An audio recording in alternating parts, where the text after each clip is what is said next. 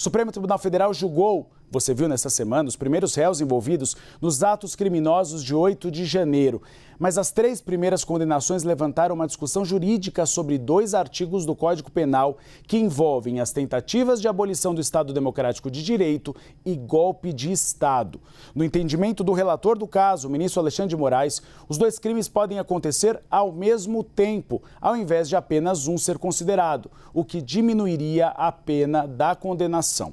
Para entender um pouco essa questão e o que podemos esperar dos próximos julgamentos, a gente conversa com a advogada criminalista Marina Coelho Araújo, que é conselheira do Instituto dos Advogados de São Paulo, além de integrar o Instituto Brasileiro de Ciências Criminais. Bem-vinda, Marina. Eu gostaria de começar perguntando, pelo que vimos até aqui, as divergências abertas pelo ministro Cássio Nunes Marques não foi acompanhada pela maioria dos ministros. Acabou sendo acompanhado, por exemplo, por André Mendonça e nessa questão dos 2 crimes por Luiz Roberto Barroso. A partir de agora, um padrão para o núcleo dos executores está estabelecido com estes 2 crimes previstos no Código Penal?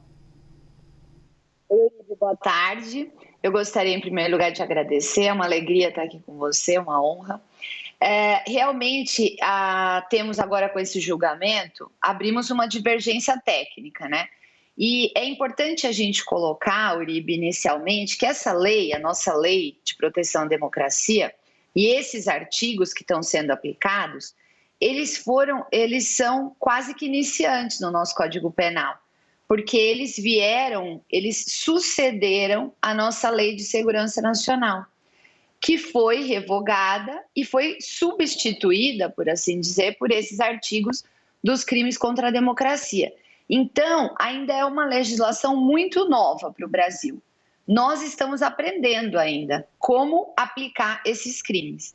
Então, é muito natural que ocorra uma divergência, novos pensamentos, novas estruturas do tipo, né, do crime, porque é assim mesmo que a legislação vai evoluindo e ganhando corpo, ganhando maturidade.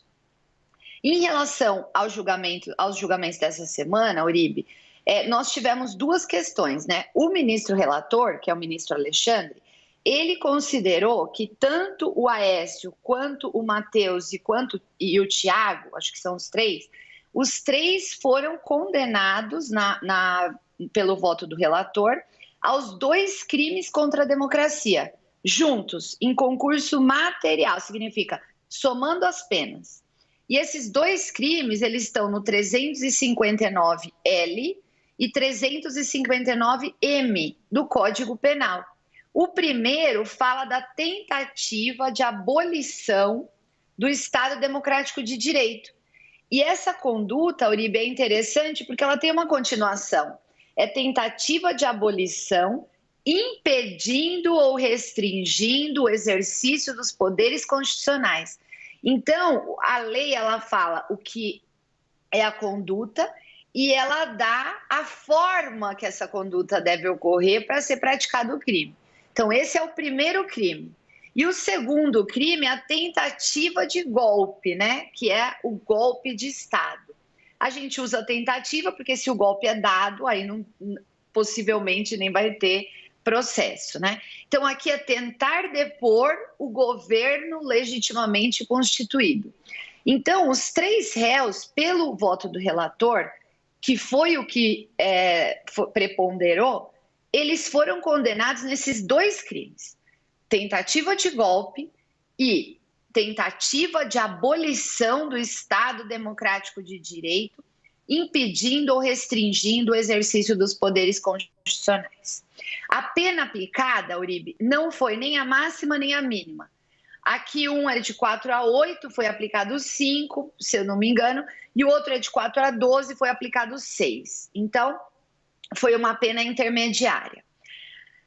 O ministro André Mendonça e o ministro Roberto Barroso aplicaram ali uma divergência. O ministro André Mendonça entendeu que não haveria possibilidade de cumular esses 2 crimes num concurso de crimes material, porque ou bem praticou a tentativa de abolição do Estado Democrático impedindo o exercício dos poderes, ou bem tentou o golpe do poder constituído, que a conduta realizada ela não poderia ao mesmo tempo se encaixar nas duas. Então, o ministro André Mendonça entendeu que o que valeria era o primeiro, 359L, impedir ou restringir o exercício dos poderes constitucionais, tentativa de abolição do Estado Democrático. Então, ele absolveu em relação à tentativa de golpe. O ministro Barroso, e ele colocou uma questãozinha técnica que eu posso colocar aqui, que é um absorve o outro, ele entendeu, sabe, Uribe? Não dá para ter os dois. Isso.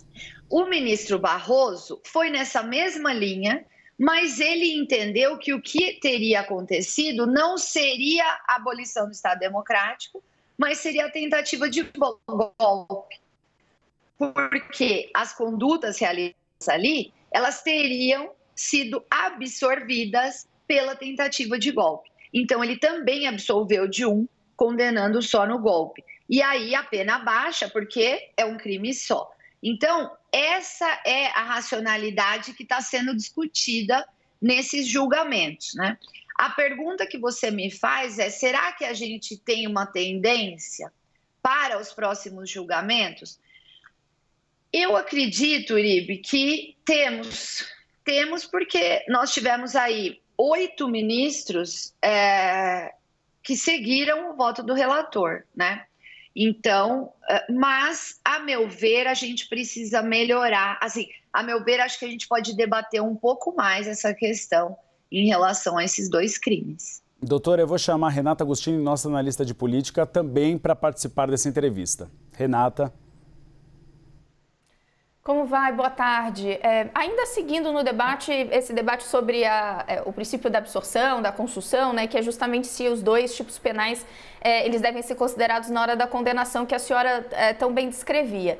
Nesse debate entre o ministro André Mendonça e o ministro Alexandre de Moraes, e depois com a entrada do ministro Luiz Roberto Barroso, ele entendeu que ele falou exatamente assim: entendo que são tipos penais distintos, mas nesse caso, quando eles estavam ali avaliando a condenação do primeiro réu, Aécio Pereira, nesse caso seria penalizar o réu duplamente.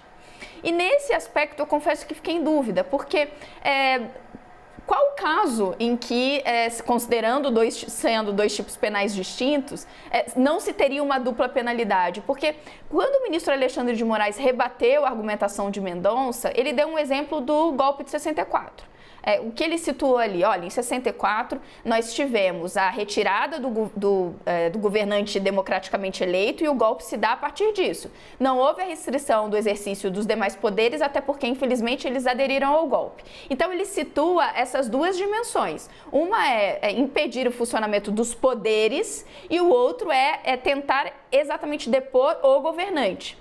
Já no entendimento desses dois ministros, haveria ali uma competição entre esses dois tipos penais e, no fim, a gente estaria falando basicamente da mesma coisa. Em qual situação poderiam ser considerados de fato distintos? Porque é justamente a tese que o próprio ministro Barroso levanta quando deu o seu voto concordando com Mendonça. Olha, eu entendo primeiro que a comparação com o golpe de 1964 não é muito... porque a gente não tinha essa lei, né? A nossa lei era outra, então a circunstância típica era diferente. Mas eu vou te dar um exemplo que não é um exemplo concreto, mas é um exemplo que eu mentalmente construí para tentar pensar justamente nisso. Vamos imaginar que a gente tenha duas condutas. Uma conduta o 8 de janeiro, ele foi um cume, né? Ele foi um ápice de vários fatos que foram se sucedendo. Vamos imaginar que a gente tivesse um réu que estava lá no 8 de janeiro, que fez tudo o que aconteceu, lamentavelmente, que aquele dia foi um dia realmente muito triste, né? Que fez tudo o que fez, que entrou no Senado, que sentou na cadeira, que falou de intervenção militar. Aí, quando ele foi preso, a investigação toda... Eu estou dando esse caso, ele não aconteceu, é uma suposição mental da minha cabeça. Vamos imaginar que foi feita toda uma investigação no telefone dele, nos e-mails, na conta bancária, e ali percebeu-se que sim, haveria uma situação de estamos fazendo isso porque nós queremos destituir o poder constituído. Então, essa investigação comprova que o sujeito, além dele ter entrado lá, ter quebrado tudo e ter impedido e tentar abolir o Estado Democrático de Direito com esse ataque ao STF e ao Legislativo, ele ainda teria participado de uma tentativa de golpe. Então, são duas situações que os fatos se sucedem, eles não são os mesmos. Porque qual que é a minha questão, Renata? E aqui, falando um pouco com você, para a gente debater mesmo. Veja, qual é o fato? Porque direito penal sempre tem que estar ligado a uma conduta, ou ação ou omissão.